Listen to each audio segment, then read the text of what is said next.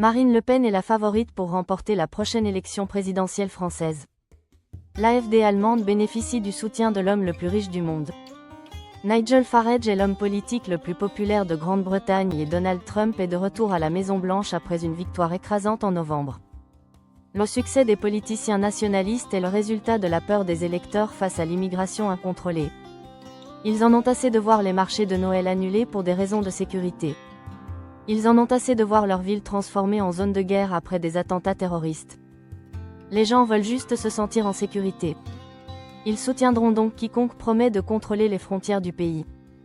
Comment peut-on avoir tort d'insister pour que les États décident qui a le droit d'entrer et de séjourner sur leur territoire? La plupart des gens accueillent favorablement les ingénieurs informaticiens, le personnel hospitalier et d'autres travailleurs clés du secteur. Mais devons-nous également accepter les migrants économiques, qui n'ont pas terminé l'école primaire?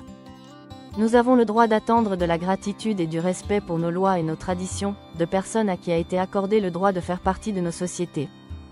Le contrôle du nombre de migrants est également une forme de protection de l'emploi, pour les travailleurs d'aujourd'hui et de demain. La gauche était autrefois favorable à la protection des salaires et des conditions d'emploi. Il n'y a pas si longtemps, la gauche reconnaissait que des employeurs sans scrupules pouvaient utiliser la main-d'œuvre migrante pour affaiblir les droits des travailleurs. Aujourd'hui, la gauche ne semble plus se soucier de la sécurité des frontières.